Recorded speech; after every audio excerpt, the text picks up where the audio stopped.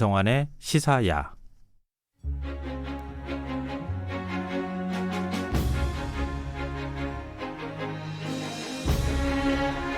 유배 중이던 다산 정약용 선생이 가족들에게 아주 특별한 편지를 보냈다고 하는데요.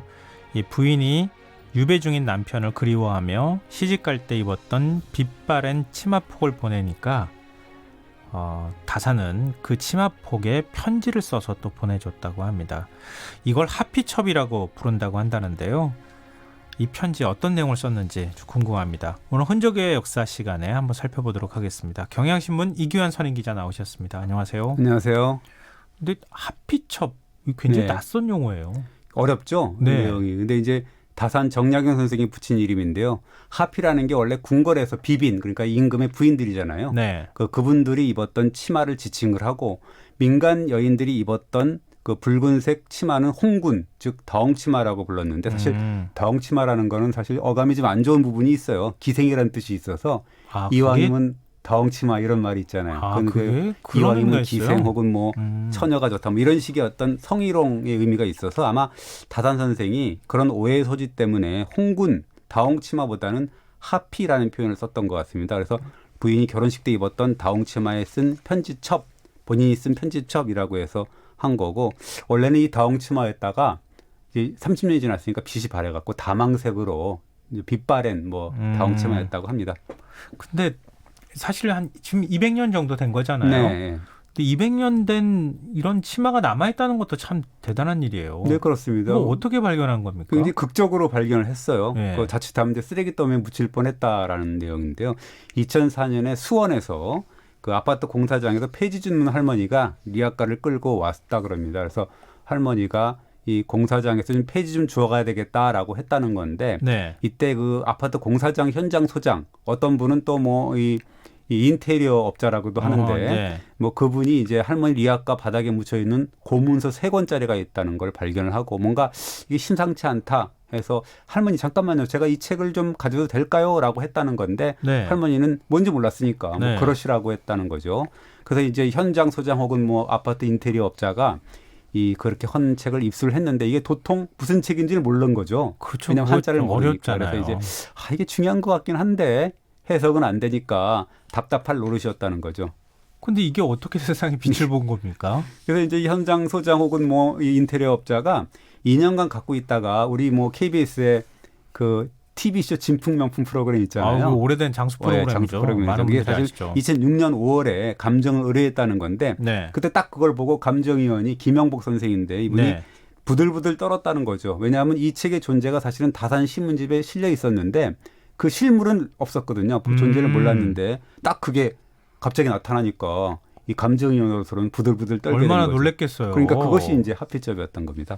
근데 그때 그 감정가가 얼마가 나왔는지 궁금한데요. 감정가 많이 나오지 않았을까 싶은데. 뭐 왔습니다. 한 1억 원 정도 나왔는데요. 1억 원요? 예, 그렇습니다. 이게 어떻게 보면 그 다산이 부인한테 보낸 그 치매포 그거를 5조각으로 나눠서 4조각으로는 편지를 쓰고, 네. 한 조각으로는 매조도라고 해서 매화하고 이제 이 새를 그려서 시집간 딸한테 주었는데, 이 매조도는 사실 그 뭐 이 정약용 사위 집안 외손작을 거쳐서 고려대박물관 소장이 됐는데, 하피점은 이게 한국전쟁 때 그 와중에 피랑길에서 수원역에서 잊어먹었다는 거거든요. 그러니까 수원에서 이제 누가 보관하고 있었어요? 이게 그냥 어떻게 하다가 쓰레기처럼 이렇게 막 그러니까 돌아다닌 그거를 거예요? 그게 이제 잊어먹었으니까 이게 그냥 허투루 이렇게 취급을 받았다 그러는 거죠.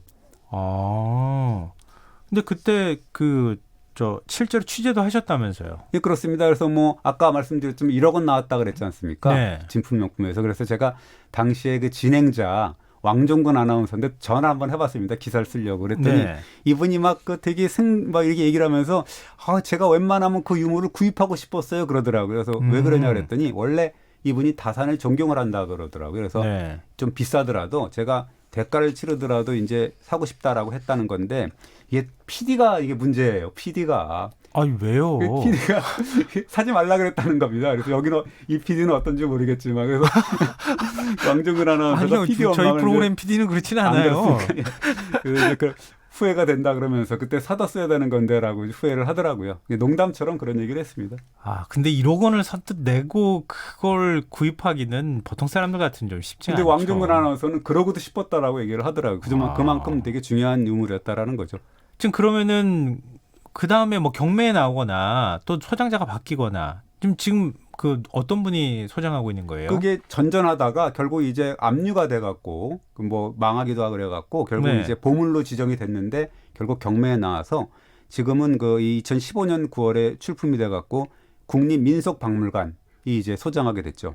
아, 그나마 국립민속박물관으로 갔으니 다행이네요. 이게 만약에 또다시 뭐 경매 넘어가고 뭐 이렇게 하다 보면은 어떤 분이 소장하는지 못 찾게 되는 경우가 있을 수 있잖아요. 그게 사실은 이 국립민속박물관 1년 유물 구입비가 당시에 28억 원 정도였다는 건데. 아, 그거밖에 안 돼요? 네, 그 지금도 별로 많이 있지는 않아요. 근데 그 구입비의 4분의 1이 넘는 7억 5천만 원에 이제 선뜻 샀다는 거거든요. 아, 그 참 다행이라고 생각이 네. 되는데, 그런데 다산의 부인은 왜 혼인할 때 입은 그 치마를 네. 남편한테 보내줬을까요? 이 다산의 글하고 부인의 글을 보면 부인이 치마를 보낸 것이 1806년이거든요. 겨울인데 당시에 그 부인이 이제 병이 좀 들어 있었다는 거고요. 그 해, 그러니까 1806년이 두 분이 결혼한 지 30주년이 되는 해였답니다. 그러니까 네. 얼마나 유배 중이니까 또 얼마나 남편이 보고 싶었겠습니까? 그러다가 병까지 들어가지고 마음이 약해졌겠죠. 그래서 부인이 다홍 치마를 보내면서 편지를 썼는데요. 이런 내용입니다. 눈설이 찬 기운에 수심만 더욱 깊어지고 등불 아래 한많은 여인은 뒤척이며 잠 못 이루고 그대와 이별 7년 서로 만날 날 아득하네라는 내용을 편지로 보냈다 그러죠. 아, 두 분이 결혼한 지 30년 됐다고 말씀하셨잖아요. 부부애가 정말 대단하신데요. 그렇습니다. 지극하다고 해도 과언이 아닐 정도인데, 근데 그 이 편지를 보면 부디 날 잊지 말아주세요. 뭐 이런 의미라고 볼 수 있을까요? 저 같아도 사실은 좀 오래 떨어져 있으니까 행여 다른 마음 먹고 있다가도 이런 편지 받고 다홍치마 딱 보내오면 아이고 막 찔끔 하면서 마음을 좀 다잡지 않았을까. 다산은 뭐 그런 처지가 못 되잖아요. 유배가 있는데 뭐 딴 마음을 먹을 수는 없을 것 같은데. 그런 소문도 좀 있었. 어쨌든 뭐 그렇기 때문에 뭐 찔끔했을 것 같아요. 저 같아도 마음을 다잡는 계기는 됐을 것 같습니다. 왜 아니겠어요. 네. 부인이 이렇게 지극정성으로 마음을 담아서 편지를 보내고 입었던 치마까지 보냈다고 하는데 얼마나 사실 고마웠겠어요. 네. 진짜 눈물 나게 고마운 일이 될 수 있는데요. 근데 이 치마를 잘라서 이 편지를 쓰고 그림까지 그렸다는데 그림은 또 왜 그렸습니까? 다산 말이죠. 네. 그 이제 딸한테 보내는 그림이었죠. 딸이 시집 가는데 시집 갈 때 이제 그 화조도를 그려서 이 새가 이렇게 이 매화 나무에 가지에 앉아갖고 한쪽을 바라보는 그런 그림이었다니까. 네. 아마도 이제 딸이 21살에 유배지에서 이제 결혼했는데 자기는 못 보잖아요. 근데 21살에 결혼한 딸을 위해서 부디 한쪽을 바라보고 부부는 살아야 된다라는 그런 식으로 해서 매조도를 보냈다라고 하는 거죠. 근데 이제 어떻게 보면 이 아까도 말씀을 드렸지만 사실 부인이 이렇게 이 다홍색 치마를 보내주고 막 그랬는데도 불구하고 다산이 이걸 조각으로 나눠가지고 편지도 보내고 무슨 아들한테 편지 보내고 뭐 이랬잖아요. 네. 어떻게 보면 좀 멋대가리 없는 남편이 아니었나 이렇게 좀 보고 이렇게 좀 계속 생각하라는 건데 그걸 또 잘라갖고 다시 또 편지를 써서 그러니까 보내. 이런 그러니까 뭐라 그러시냐면 이분이 네. 세월이 흘러서 다망색으로 바랜 다홍치마를 보니까 이게 글을 써서 서책으로 남기기에는 꼭 알맞았다라는 그런 좀 멋대가리 없는 말을 하면서 이제 편지를 썼다는 거죠. 요즘 세상의 부인이라면 뭐라고 했을까 궁금한데요. 요즘 같으면 저 같아도 말이 안 되는 얘기죠. 꿈도 꾸지 못하는 얘기니까. 나를 잊지 말아주세요라고 하면서 입었던 치마를 보냈는데 그걸 다 쪼개가지고 편지를 쓰고. 그러니까 말도 안 되는 얘기죠. 근데 이제 사실 다산도 부인을 끔찍하게 그리웠다 그럽니다. 그래서 유배지에서 부인을 만나는 꿈도 꾸고 부인을 그리워하는 시를 남겼는데 이런 시를 남겼어요.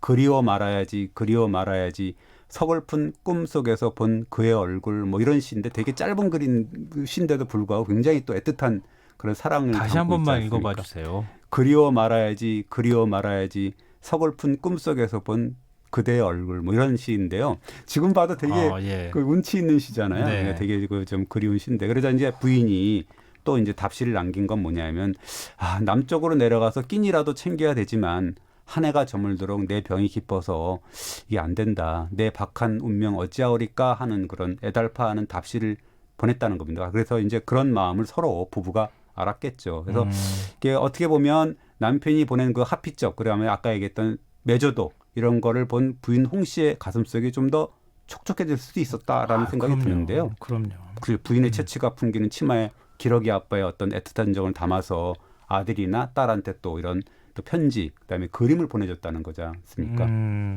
그러니까 그렇게 가치가 높게 평가받는 거 아니겠습니까? 뭐 지금 뭐 경매에서 7억 네. 5천만 원인가요? 아까 네. 뭐 그렇게 구입을 했다고 말씀하셨는데, 네.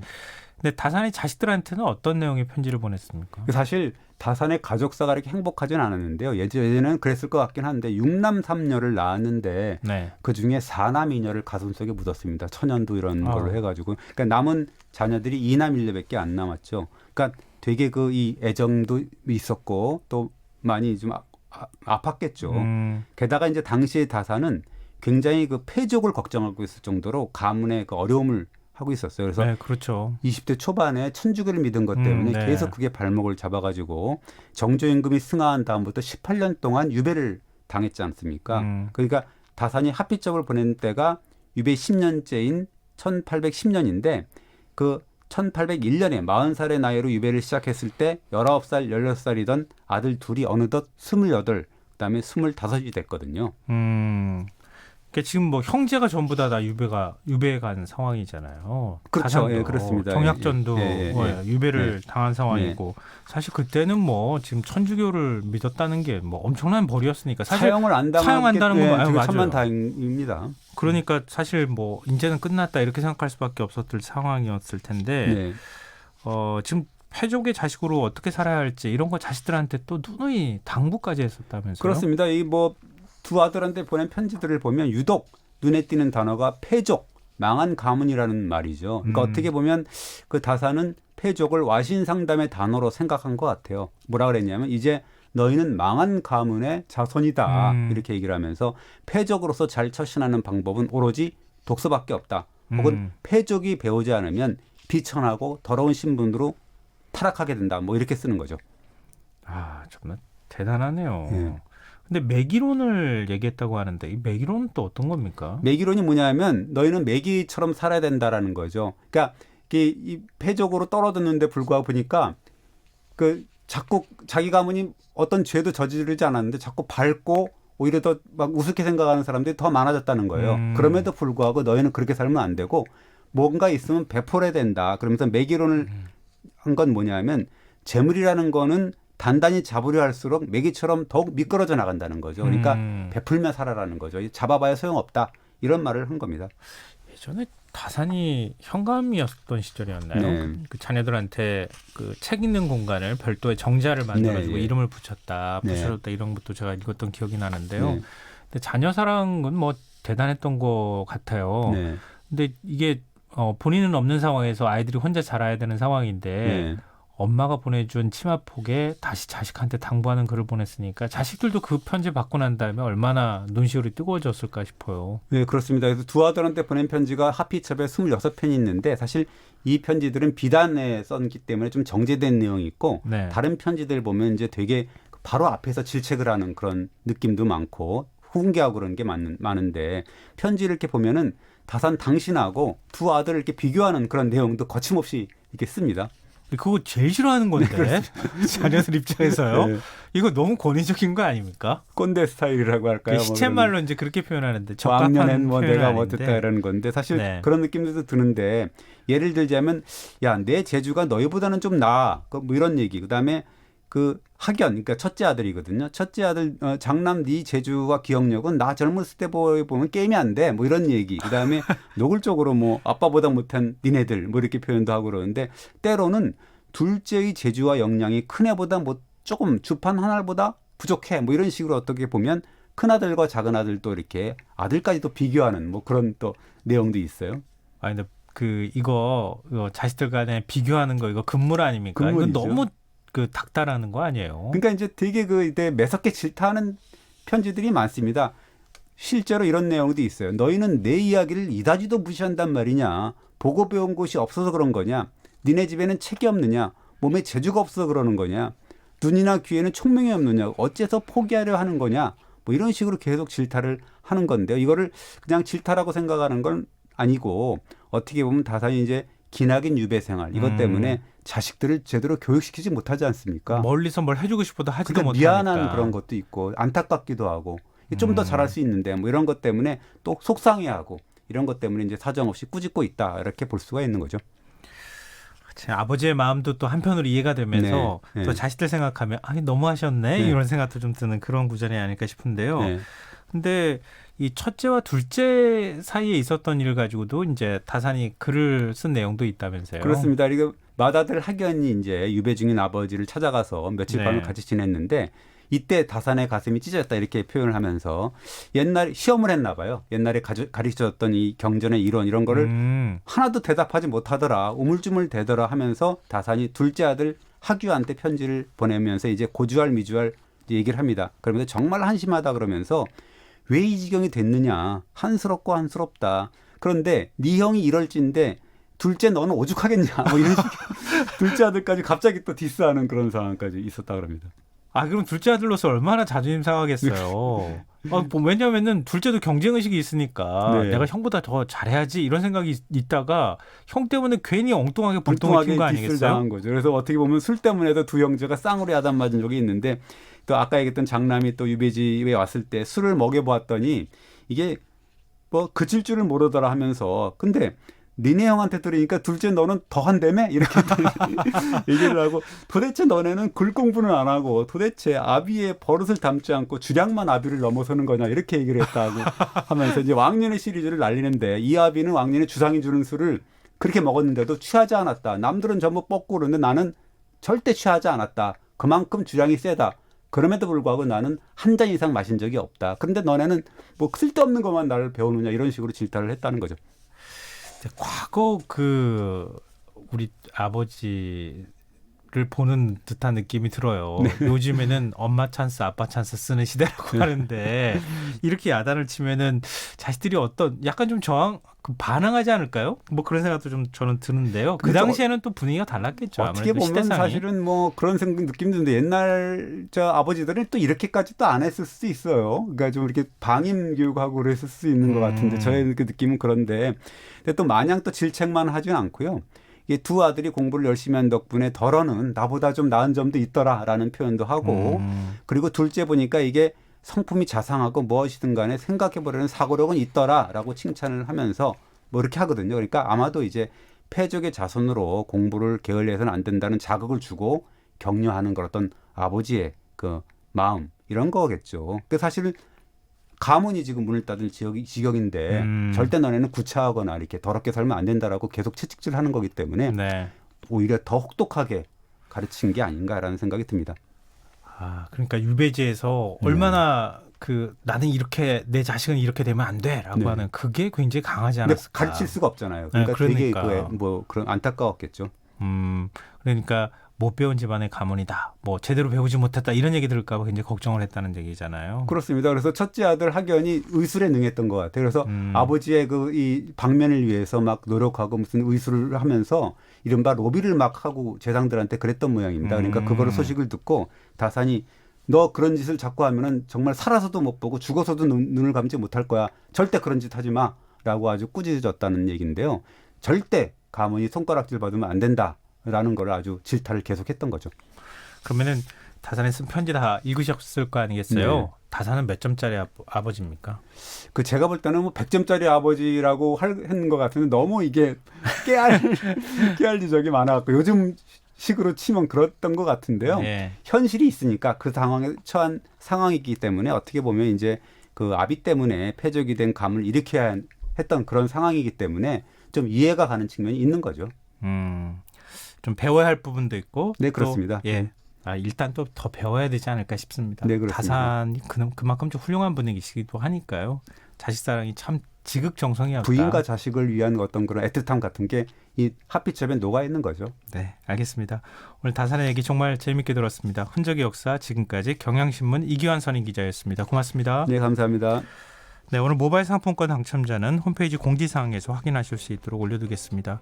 지금 기상 상황이 굉장히 안 좋은데요. 밤새 집중호우에 비 피해 없도록 대비 잘 하시기 바랍니다. 김성환의 시사야 오늘 순서 마치고 저는 내일 밤 다시 찾아오겠습니다. 고맙습니다.